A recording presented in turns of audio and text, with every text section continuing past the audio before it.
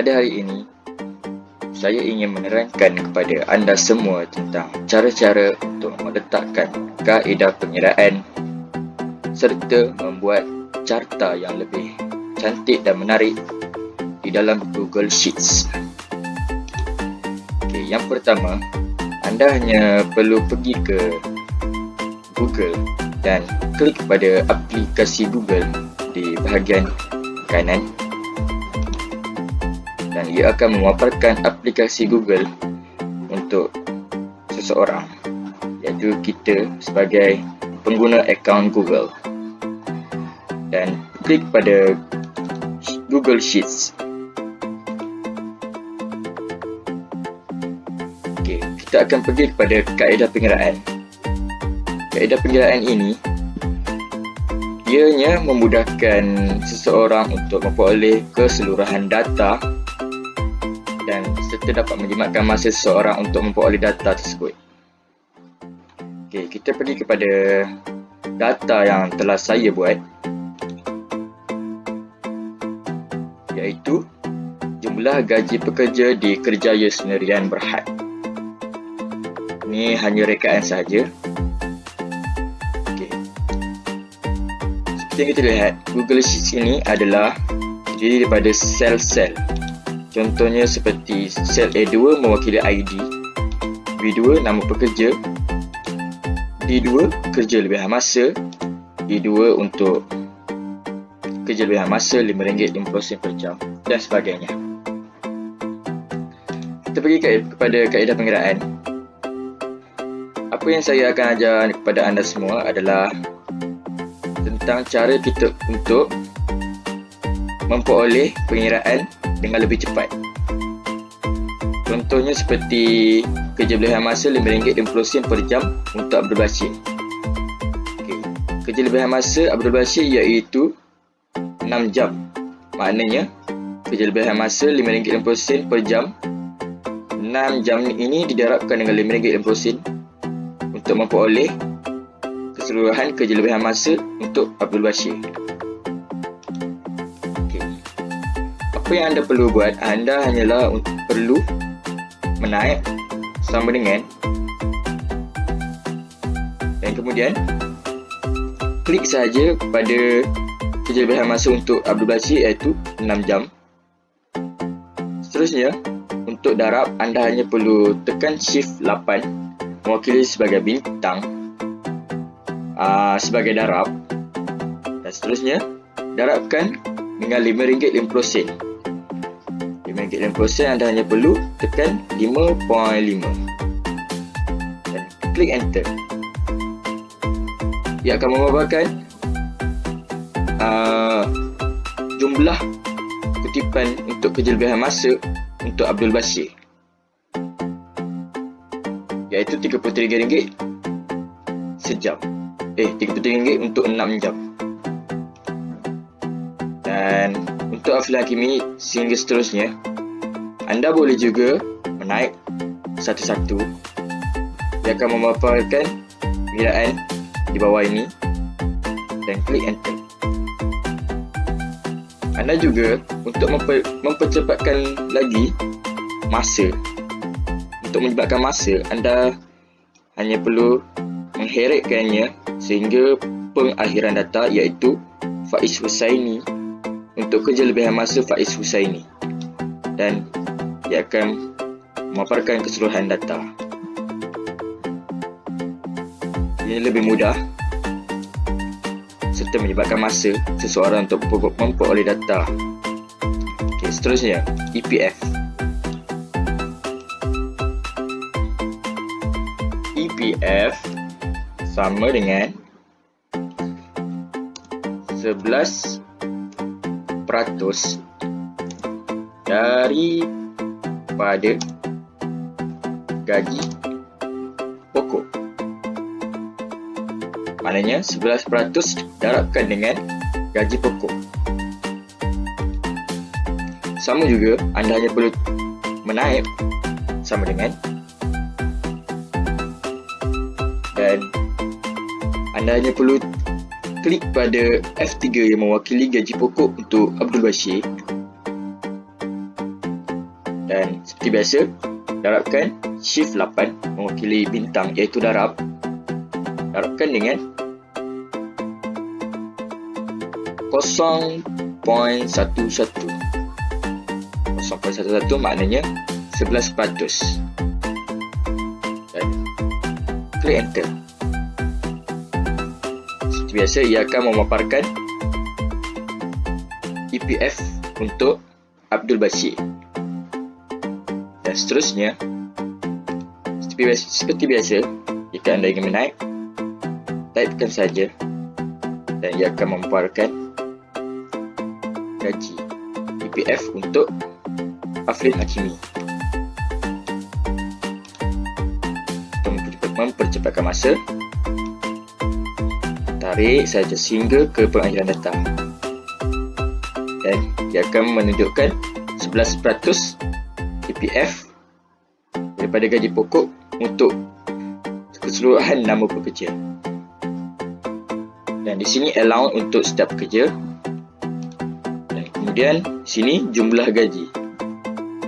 Jumlah gaji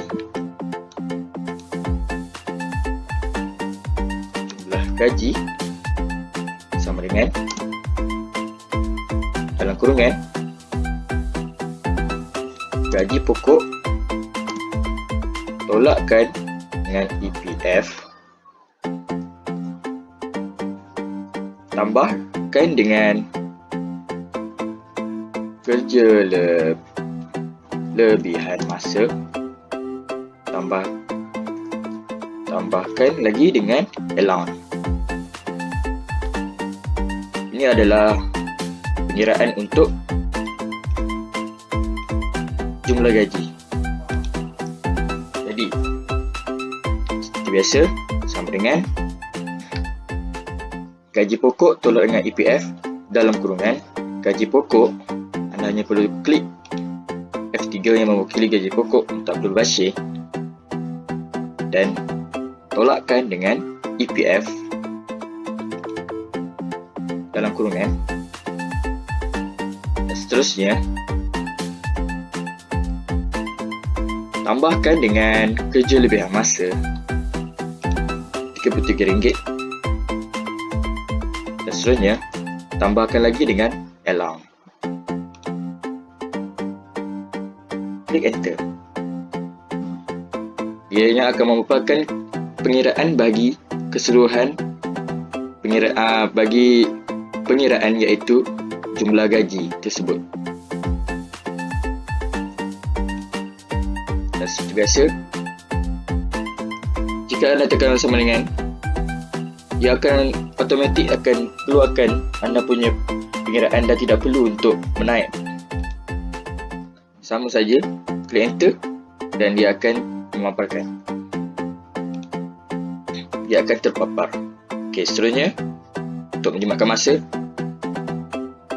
anda hanya perlu mengheret sampai ke pengakhiran data dan keseluruhan gaji untuk setiap kerja akan muncul. Okey, apa yang saya perlu buat? Saya ingin membuat carta tentang jumlah gaji bagi setiap pekerja.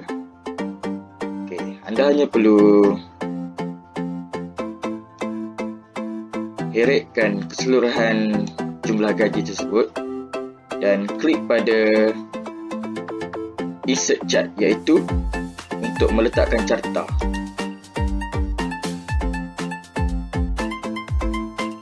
Dan dia akan terkeluar. Kita bawakannya sampai ke bawah.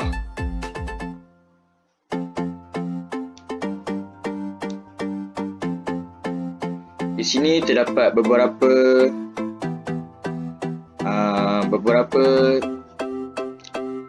pilihan untuk kita supaya kita dapat mengubah carta kita. Okay.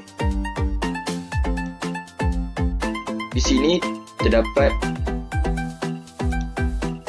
jenis-jenis carta yang kita gunakan. Kita perlulah menggunakan carta yang bersesuaian dengan data yang kita ada. Contohnya seperti ini. saya ingin buat jumlah gaji bagi setiap pekerja sahaja. Jadi anda hanya perlu menggunakan carta bar sahaja.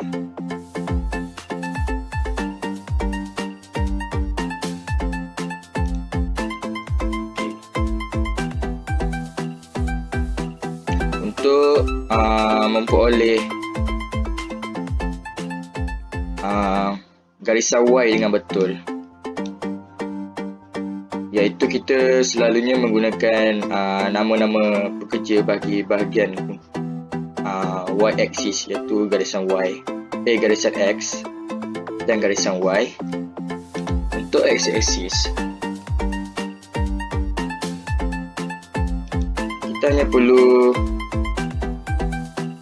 memilih kita punya data, iaitu nama pekerja untuk garisan X, iaitu Abdul Bashir sehingga Faiz Husaini, iaitu B3 sampai B8. 3 sampai B8. Klik OK. Dan ia akan terpapar.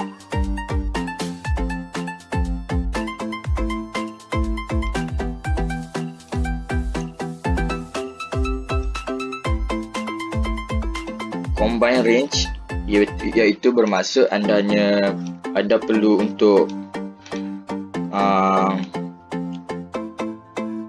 combine range vertically. Kalau vertically tak akan ada data, jadi dan sepatutnya kita akan menggunakan horizontally, iaitu secara melintang.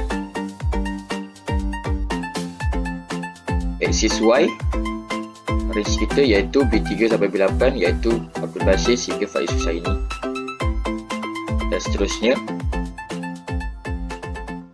Okey, berakhir untuk setup. Untuk penyesuaian data,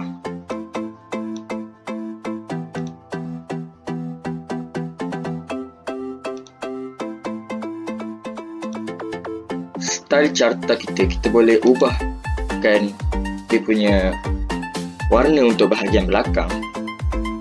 Selalunya kita akan mengubahkannya dengan warna yang lebih terang. Contohnya seperti warna ini ke, supaya carta bar tu lebih nampak. Untuk chart border color, chart border color adalah bahagian tepi data, tepi carta. Anda boleh tukar kepada warna putih supaya dia nampak lebih menarik. Titik chart dan seterusnya.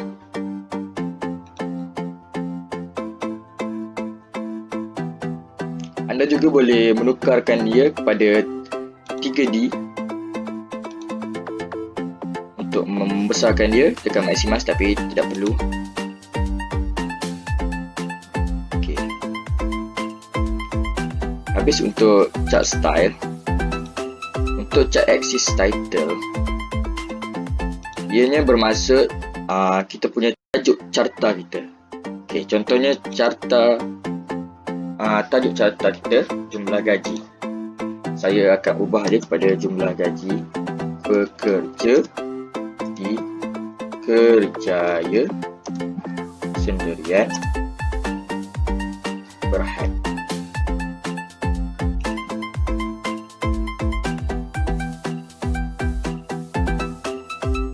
Okey. Ubahkan dia kepada center, pada ke tengah-tengah supaya lebih cantik. Anda juga boleh mengubah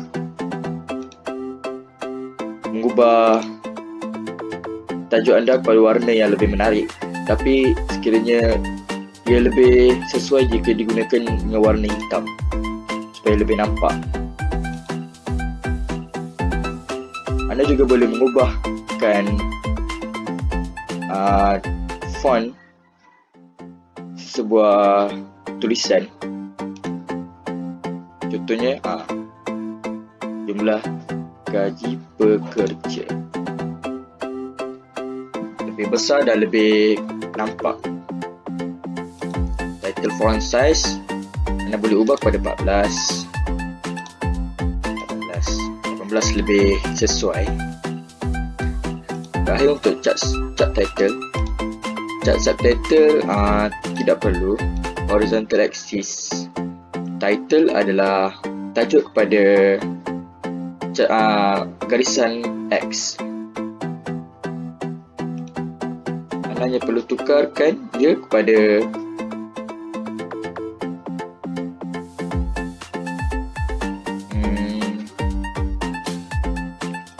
horizontalnya adalah nama pekerja.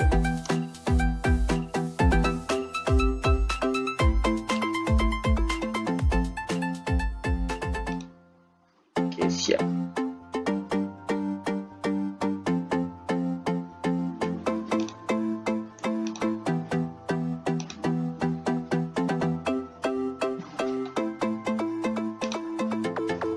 Okey, habis. Seterusnya,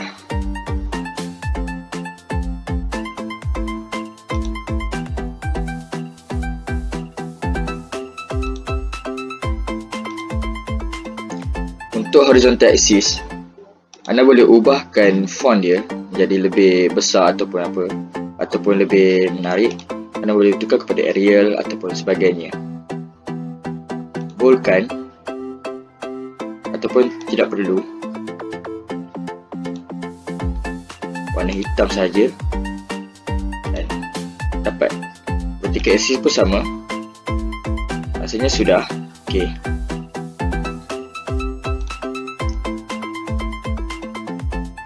Untuk grid line dan ticks,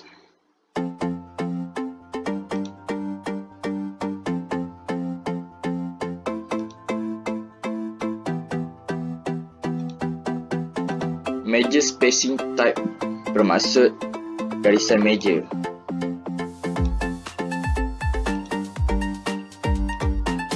Anda hanya perlu tekan pada auto saja.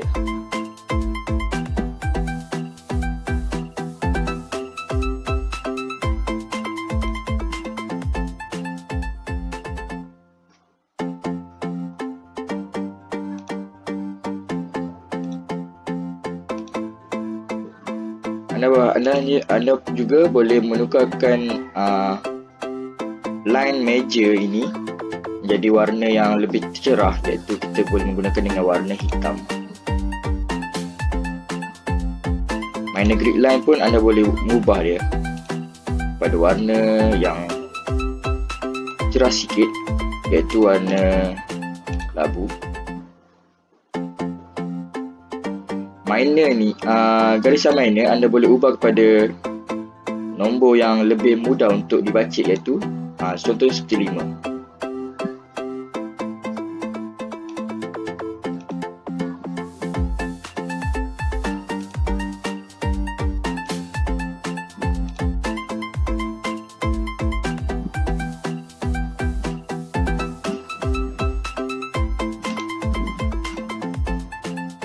Untuk meja tick position, anda boleh menukarkan dia menjadi outside, inside ataupun cross. Sepatutnya kita menggunakan cross lah, lebih senang untuk seseorang untuk membaca. Okey, siap. Itu saja cara-cara untuk membuat data yang lebih menarik dan lebih mudah untuk dibaca oleh seseorang. Untuk memperoleh data tersebut bagi seseorang untuk membaca dengan lebih mudah. Okey, itu sahaja daripada saya. Terima kasih.